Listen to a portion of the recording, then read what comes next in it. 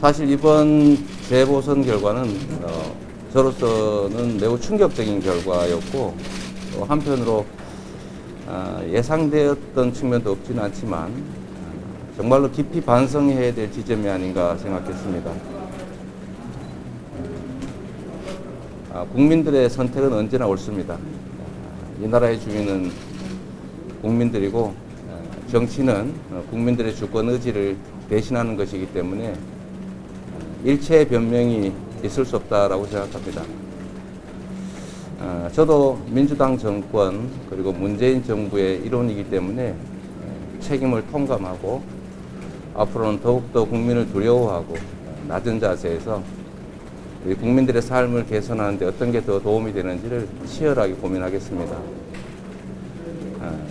일상적 삶에서 멀리 떨어진 거대한 개혁 담론도 중요하지만 우리 국민들의 일상적인 삶을 개선하는 작은 실천적 개혁들, 민생 개혁이 정말로 중요하다는 생각을 하고 우리 경기도 안에서라도 제가 맡은 역할을 최선을 다하겠다고 생각했습니다. 정말로 면목이 없습니다. 죄송합니다. 저는 우리 국민들께서 이 나라의 살림을 책임지고 있는 집권 여당에게 엄중한 경고와 동시에 국민이 무엇을 원하는지를 분명하게 표시하셨다고 생각합니다.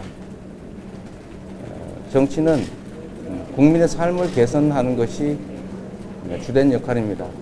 공동체를 지키고 질서를 유지하고 거기에 더해서 민생을 살피는, 민생의 핵심은 경제적 여건을 더 낫게 만드는 것이겠습니다.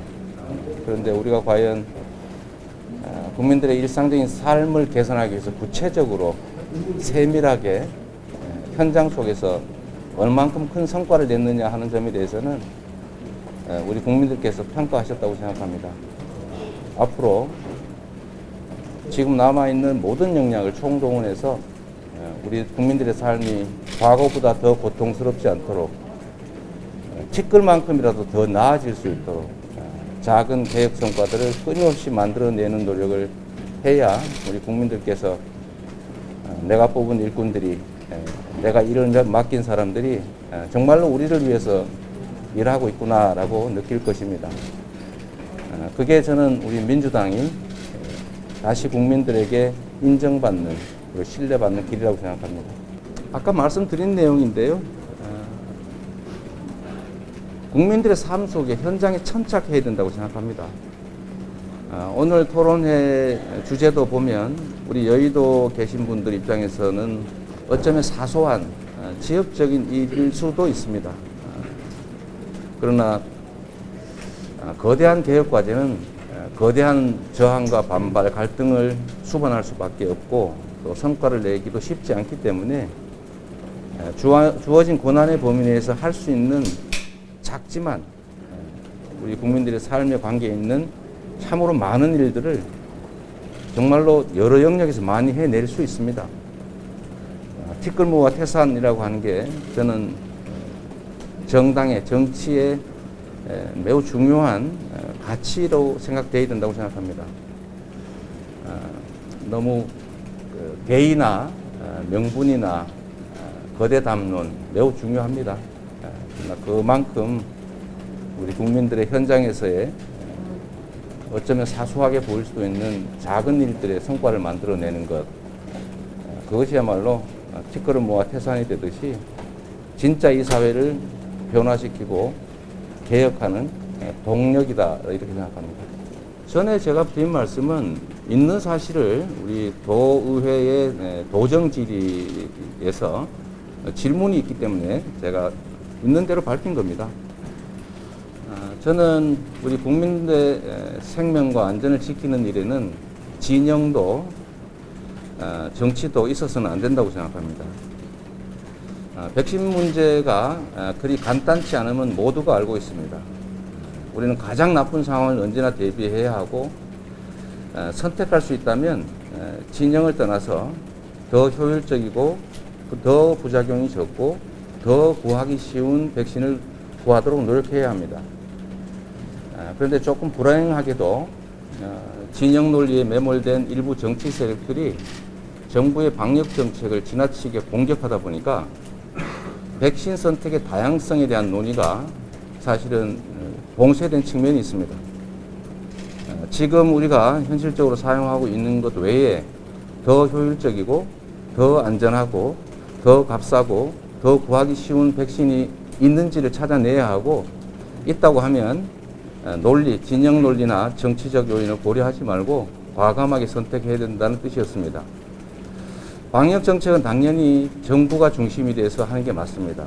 제가 드린 경기도 독자적인 시행 말씀은 저희가 임의로 백신을 도입하겠다는 취지가 아니라 정부와 협력하되 이게 정치적 논의나 아니면 부담 때문에 할 수 없다면 우리 경기도에서라도 새로운 백신을 사용할 기회를 부여해 주시면 우리가 도민들을 설득해서 이게 충분히 더 안전하고 충분히 더 효율적이고 쉽게 구해서 방역에 도움이 될 수 있다는 걸 선도적으로 보여드리겠다는 그런 말씀이었습니다.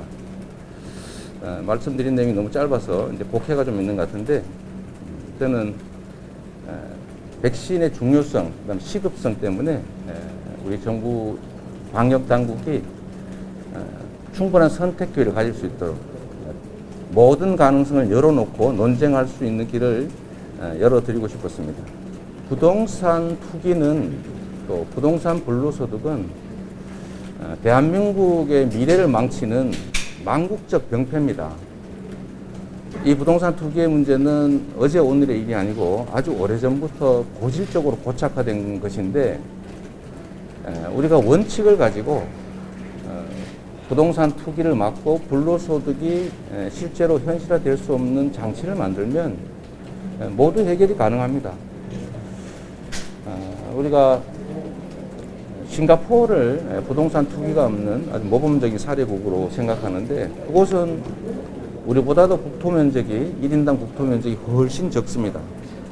그러나 정책을 통해서 아주 세밀한 장치를 통해서 부동산 투기도 없고 특히 주택 투기가 불가능한 사회가 됐습니다. 우리 부동산, 특히 주택 투기 문제는 우리 문재인 대통령님께서 말씀하신 데 답이 있습니다. 여러분도 기억하시는 것처럼 부동산으로 돈을 벌 수 없게 하겠다라고 하는데 모든 답이 들어 있습니다. 부동산, 특히 주택은 주거수단이기 때문에 실주거용 1주택 또는 2주택에 대해서는 실제 거주한다면 이건 생필품에 해당되기 때문에 생필품에 준하는 보호를 해야 합니다. 그런데 실주거용이 아닌 돈을 벌기 위한 수단이라면 이거는 투자 또는 투기 수단이기 때문에 사회적 부작용에 상응하는 제재를 가하는 게 맞습니다. 우리는 보통 가구 숫자 또는 한 세대가 몇 채를 가지고 있느냐, 아니면 주택의 가격, 여기에 집중하는 경향이 있는데, 저는 주택 정책의 핵심은 실주거용이냐, 즉 생필품이냐, 아니면 비주거용인데 돈을 벌기 위해서 가지고 있는 투자 투기 수단이냐로 구분해야 된다고 생각합니다. 1가구 1주택을 거주 여부를 크게 관여하지 않고 보호하다 보니까 지방에 사는 사람들조차도 전세를 끼고 소위 강남에 갭 투자를 합니다. 이건 옳지 않죠. 예를 들면 수도권에 사는 사람들이 저기 지방 경치 좋은 곳에 소위 세컨하우스라고 하는 것을 별장을 만들어서 주말이나 이럴 때 실제로 이용한다면 그걸 2주택이라고 해서 제재할 필요는 없는 겁니다. 그래서 우리는 앞으로 실주거용은 철저히 보호하고 실주거용이 아닌 돈을 벌기 위한 수단, 투자, 투기용 부동산에 대해서는 불로소득이 불가능할 만큼 강력한 환수 장치를 만들고, 또 취득에도 금융 혜택 등을 제한하고, 또 법적으로도 거래 제한을 가하는 방법을 사용한다면 실제 수요, 실제 공급이 균형을 맞출 것이고, 그렇게 실제 수요와 실제 공급이 균형을 맞춘 상태에서 만들어진 가격에 대해서는 굳이 억압할 필요가 없다라고 생각합니다. 그에 상응하는 공동체의 부담, 즉 세금을 부과하는 것으로 충분하다고 생각합니다. 그리고 특히 문제는 부동산 시장의 불공정성과 공급 수요의 왜곡인데, 저는 특히 비주거용이면서도 오로지 임대를 목적으로 하는 임대 사업자에 대한 취득세, 양도소득세, 보유세, 임대소득세의 특혜를 주는 것은 도저히 납득할 수가 없습니다. 이 점에 대해서 충분한 고려가 필요하고, 이미 너무 높아진 집값이 좀 하향 안정화될 수 있는 필요한 장치들을 해야 되는데, 결국 그거는 주거용이 아닌 주택을 소유하면 이득될 것이 없다라고 확신하게 하는 겁니다. 저는 사람이 만든 문제는 사람이 다 해결할 수 있기 때문에 저항을 극복하고 우리 국민 다수가 합리적인 선택에 따라서, 다수의 합리적인 선택에 따라서 필요한 조치를 합리적으로 해 나가면 저는 문제를 충분히 해결할 수 있다고 생각합니다. 실제로 거주하는 주택의 가격이 너무 높아져서 보유세 부담이 된다면 저는 이걸 이연해가지고 좀 미뤄뒀다가 나중에 양도하거나 상속할 때 양도소득세와 뭐 합산해서 정리하는 방법도 충분히 고려할 만하다고 생각합니다. 실주거용 주택을 보유한 것 때문에 고통스럽지 말아야 하고, 실주거용이 아닌 주택을 보유하면서 거기에서 일하지 않고 이득을 얻는 것을 못하게 해야 부동산 문제는 해결의 길이 생길 것이다 라고 생각합니다. 문재인 대통령님께서 하신 말씀이 두 가지가 더 있죠. 중산층을 위한 초장기 공공임대주택, 즉 평생주택을 많이 공급하라 라고 말씀하셨고, 부동산 감독기구를 만들어서 감독을 하라라고 말씀을 하셨는데, 이게 소위 관료적 그 공직 집단에서 시행이 안 되고 있습니다. 만약에 작년부터 철저하게 부동산 거래를 감시하고 감독하고 또 부정한 거래에 대해서 제재했더라면 저는 오히려 이게 기회연이 됐을 것이다. 그리고 우리 청년 세대들이 집이 없어서 영끌 투자를 넘어서 이제는 좌절하고 책임을 묻고 응징하고자 하는 마음이 생길 정도가 됐는데, 그런 문제들도 부동산 거래를 정상화하고 평생주택 공급 방침을 명확하게 정해서 시행하고, 또 부동산 불로소득이 불가능할 정도로 강력한 세제를 안정적으로 시행하고 금융 혜택을 제한하는 등의 조치를 했더라면 지금 상황까지 이르지 않을 수도 있었지 않을까라는 생각을 합니다. 우리 공직사회가 정말로 기득권자를 위한 조직인지 다수 국민과 이 나라 미래를 걱정하는 사람들인지에 대해서 좀 되돌아봐야 되지 않겠나 그렇게 생각합니다. 자본주의 시장 경제 체제에서 이제 성장과 일자리를 만들어내는 것은 기업입니다. 우리가 대기업 자체를 문제 삼는 것이 아니라 대기업을 지배하는 지배 구조를 문제 삼는 것입니다. 아주 작은 지분으로 지분 이상의 지나친 권한을 행사하는 현 상태의 지배 구조를 문제 삼아서 그걸 개선해야 된다라는 것이지, 대기업 자체를 혐오하거나 대기업 자체를 제재해야 된다라고 생각하는 건 아닙니다. 경제가 글로벌화되고 또 기업의 국제 경쟁력이 매우 중요한 시대이기 때문에 자본의 집중과 또 그에 따른 연구 개발의 확대, 또 세계 시장의 진출, 또 점유율의 향상, 이런 것들은 정말로 중요한 일이고, 그건 대기업들을 통해서밖에 할 수가 없습니다. 일부에서는 재벌의 지배 구조 문제에 대한 문제 지적을 대기업 자체에 대한 문제 지적으로 오해하는 경우가 있는데, 합리적으로 운영된다면 국제 경쟁력을 위해서라도 대기업들은 반드시 필요하죠. 두 가지를 좀 구분하시면 좋겠다는 생각이 듭니다. 저는 이전이나 지금이나 이제 국민의 한 사람이고 당원의 일인이고 또 경기도지사를 민주당 공천을 받아서 시행하고 있는 공직자입니다. 변한 건 없다고 생각합니다. 새로운 지도부가 이제 당원과 국민들의 뜻에 의해서 구성이 될 텐데 철저하게 국민을 중심에 두고 당원의 뜻을 좇아서 국민들이 진정으로 바라는 이 나라가 앞으로 가야 될 바람직한 길에 복무하는 지도체제가 되길 바라고요. 저는 그냥 그 후에도 당원 그리고 당이 공천해준 지방행정관으로서의 책임을 다하려고 합니다. 이제 이 조세 제도를 우리가 볼 때 응징으로 여겨지거나 아니면 국가의 비용에 충당하기 위해서 국민의 부담을 늘리기로 한 것이다라고 국민이 느끼는 순간에 저항하게 돼 있습니다. 조세라고 하는 것은 국가 운영의 필수적인 경비를 최소한으로 분담하는 것이고 또 이 조세는 결국 우리 납세자들의 삶을 개선하는 데 쓰여진다라고 확신하면 사실은 우리 북유럽처럼 조세 저항은 매우 작아질 수 있습니다. 그래서 저는 조세를 총량에서는 유지하면서 아까 말씀드렸던 것처럼 실주거용에 대해서는 보호장치를 확대하고 또 비주거용 투기 투자 자산에 대해서는 부담을 늘리는 방식으로 사회적 합의를 충분히 할 수 있을 것으로 생각합니다. 정말로 당혹스러운 것은 우리가 주택 공급이 부족하다고 하는데 공식적으로 등록된 임대용 주택이 소위 분당 신도시의 10개에 맞먹는 160만 세대라고 합니다.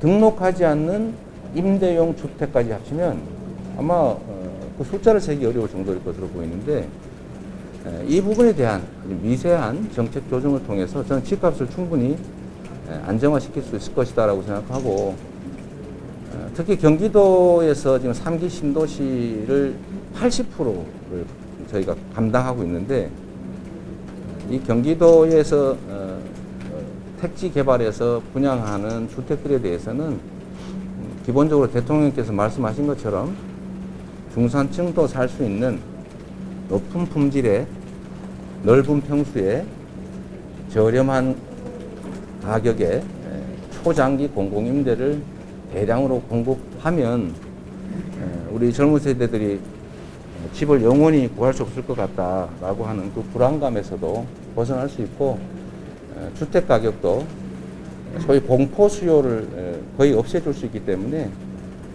저는 집값 안정에 크게 도움이 될 거라고 생각합니다. 결국 정책은 아이디어나 창의력의 문제가 아니라 이미 있는 여러 가지 해결책 중에서 어떤 것을 선택할 것인가 하는 용기와 결단의 문제입니다.